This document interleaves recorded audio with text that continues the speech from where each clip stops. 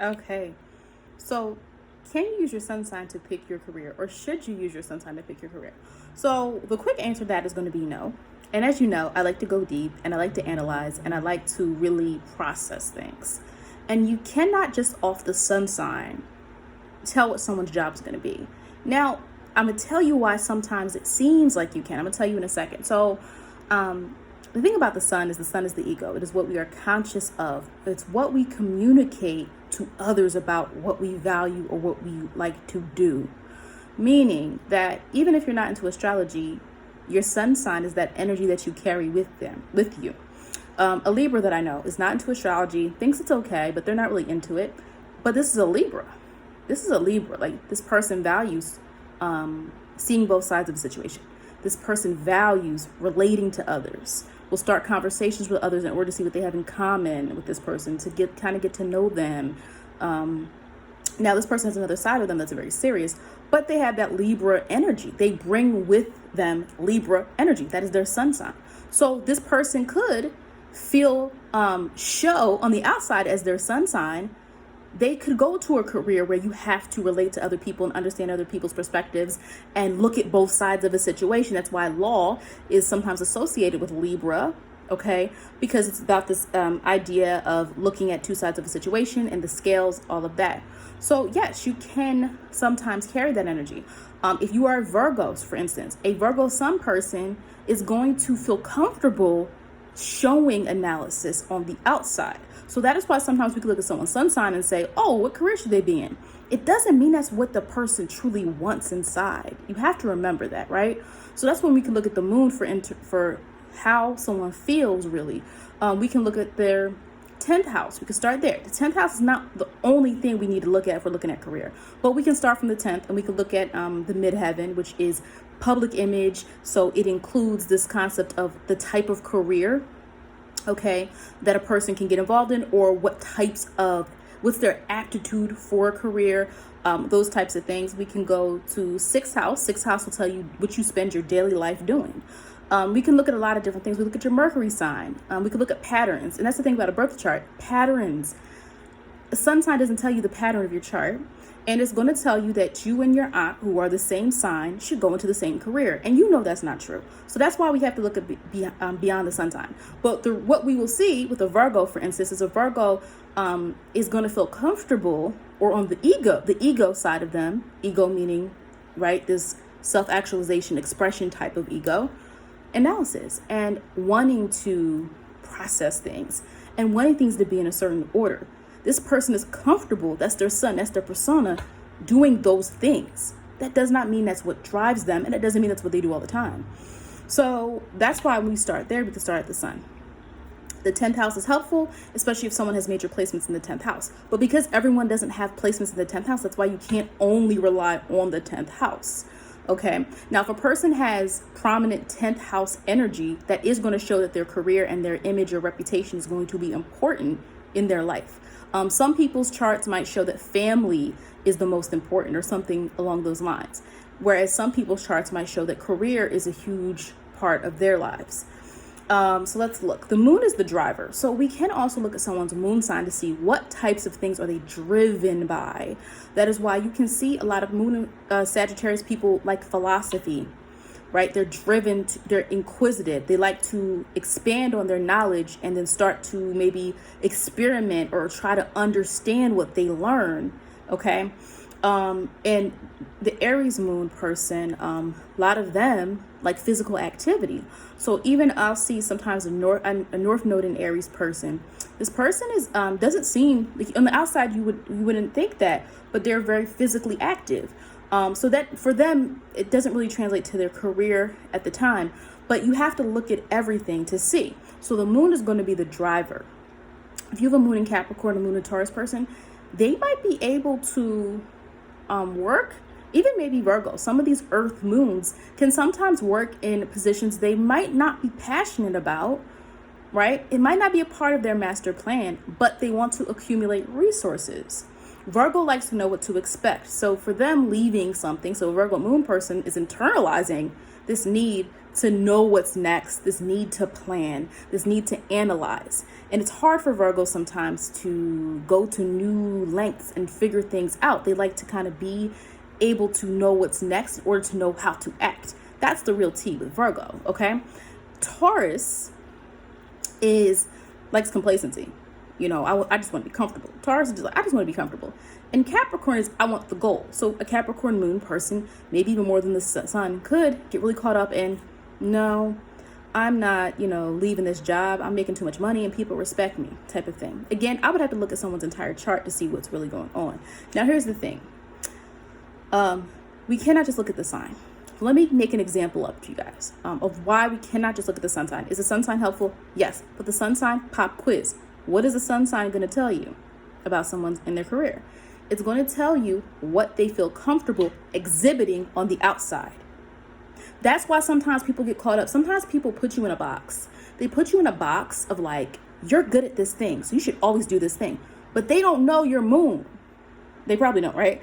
At work or things like that. They don't know what really drives you sometimes. So sometimes that is why sometimes people leave, or sometimes people don't want to, you might look at your friend and say, wow, you're really good at your job. Why are you leaving? And it's because that's not really part of their plan. Maybe it's not part of their destiny, one. And two, their moon is telling them to do something else.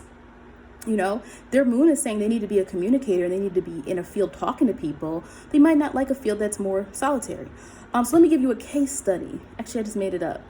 But let's say we have a Pisces person. And this Pisces person is parents are doctors. And this Pisces person is pretty sensitive. Like, they care about other people. So they assume that means they should be a doctor too. But then you look at their chart, and maybe they're not sure if they really want to do that. And they have an Aquarius rising, a Gemini moon, Mercury in the third house. Mercury rules the third house. Mars in Gemini in the sixth house.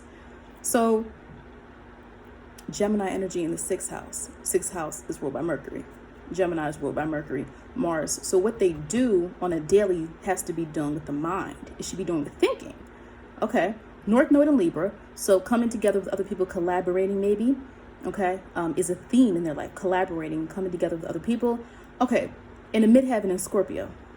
So I could, and again, this is me just stringing together these placements. I would have to look at the individuals, but I would say this person should be a health, maybe they're a researcher about health. If they're really into health, maybe they're a researcher. Maybe they would really feel a lot better collaborating with people on research and having a team of investigators investigating health-related issues. Because if this person is uneasy and they're like, I don't know if I want to be a surgeon, but my parents say I should, maybe they become a health reporter because they have all this air energy. Pisces can be sensitive and cares about the collective, so they can still hit that Pisces energy. But their signs, all this air energy is saying they should be communicating. And again, can this person be a surgeon? If they want to, sure, you can be whatever you want to be, but it doesn't mean it's going to fulfill you. And so if this person was asking about career, I would be giving them that advice. Also, if they had a midheaven in Scorpio, that means they feel comfortable with investigating, researching, going deep. Now, that could also lead to being working in medicine, because the thing about Scorpio is Scorpio energy is okay dealing with themes of, themes that can be to other people kind of difficult, taboo, morbid. They might not get as squeamish as other people doing surgery. Scorpio type energy, because Scorpio is also linked to rebirth and death and things like that. So it's more of a comfort with things that are seem a little bit more not light in nature. But that's just an example of how I would analyze that chart. Now, again, I would have to look at the whole chart. This is just me stringing together some stuff. Now, for instance, let me give you my example. So I work in education. I've said that before. I've been working in education for a long time. So giving you guys education on YouTube about astrology, it's different than obviously what I do, right? In my career, but it's not difficult for me to break things down because I've been doing this, right? So a Virgo. So someone might tell a Virgo, if you look at a textbook definition of Virgo, go work on a computer and analyze some stuff. Go do some analysis. Go sit in a corner and do some analysis. So like, if I just went with that, but again, myself, I knew I was driven by other things. Learning has always been important to me, and it's also been driven into me just from growing up. My mom is really well read. My mom values information. She's a Virgo too. And I remember my dad when he was alive, he used to always tell me, like, go to school, learn something. Like, I know it sounds simple, but it was just like the way he used to say it. Virgo, I can sit behind a computer. I do that a lot. To create content, but it's not just me crunching numbers. When I'm behind a computer, I'm typically analyzing something in order to create something else. I have some 12th house energy. So 12th house people, we always need to be creating. So the teaching, I don't just go with what I'm told to do. I have to have my own spin on it. How do I deliver this to who I'm teaching, the students that I'm teaching? Other thing, my Mercury my rising is Virgo. So Mercury rules my chart. So information is important to me. Not only that, but I have third house energy. Third house ruled by Mercury, dealing with early childhood, schooling, communication. So we have Saturn and Pluto there. I have Saturn and Pluto there. So this is in Scorpio. So probing deep. I always loved to learn. I liked taking tests when I was younger. I like to prove to myself that I knew it. When I'm interested in something, Moon and Sag, I have to act on it. So there's that Moon and Sag. That's in the fourth house. And then this third house, Saturn and Pluto, is I probe deep. When I want to know something, I'm going to figure it all out. So that lends itself to being able to teach, because I probe and I test myself and I'm constantly trying to figure things out, right? And then I have the North Node in Taurus in the ninth house. So North Node in the ninth house, I have a video on North Node in Taurus if you want to check that out. North Node in the ninth house. So now we're taking the foundation of North Node in Taurus, the foundation, building for yourself, and now we're bringing it to the masses. So what are you supposed to do to the masses? Ninth house, messaging, right? Belief systems. So again, I don't teach belief systems in my career. I teach literary elements and literature and, focus on reading and writing. But when it comes to adult teaching, I do teach belief systems. I do teach on a spiritual level when I'm doing astrology and tarot. And I like helping people on a foundational level. My clients are typically people who are like, hey, I'm interested. I don't know a lot about this. Can you just help me out?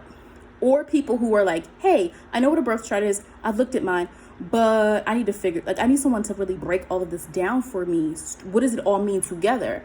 So that's part of my mission, my journey. Whether I choose to stay in, education in general as a field, I'm always going to be an educator of some sort.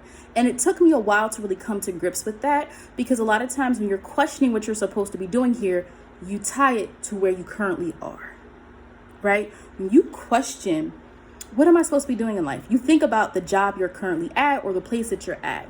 And there's nothing wrong with that. That's normal.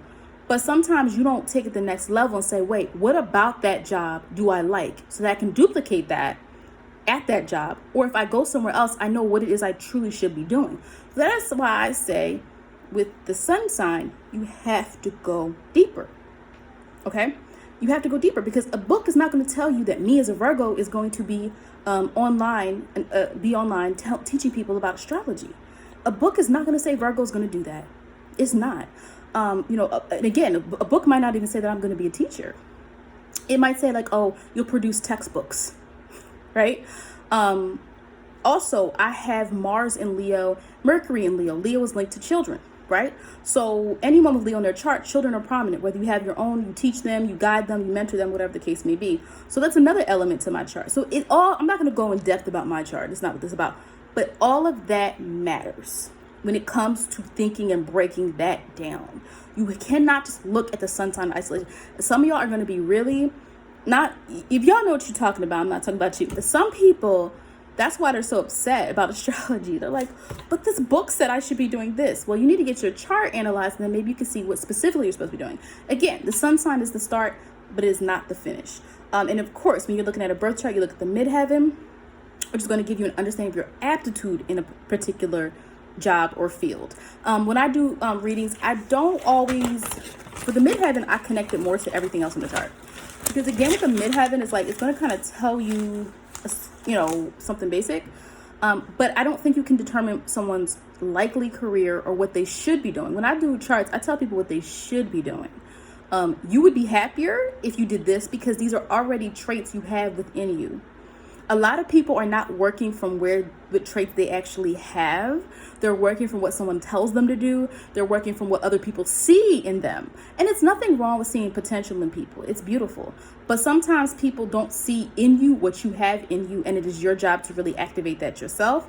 And again, when you're looking at career, we have to look at the planets. We have to look at how they interact.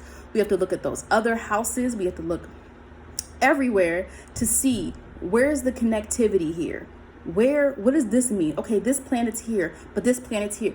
Okay, this is the opposite house of this. What does that mean? Your midheaven is here. This is here. Okay, that is a square to this. So wait, you know, oh, you know, you can see someone that they had trouble in formal schooling, but you look at their chart, it's because they're supposed to be going their own adventure to learn. They're supposed to go on their own so they can teach other people what they know, but they can't just do it from a book. So that's what I mean. But you have to look at the whole chart if you really want to get an understanding for where you should start or where you should be in your career. Okay, so that was it for this video. I just wanted to make it simple, quick, so that everyone can understand that concept. Thank you for watching. Again, if you need a personal reading to really understand where your career should be, check the link below to my services.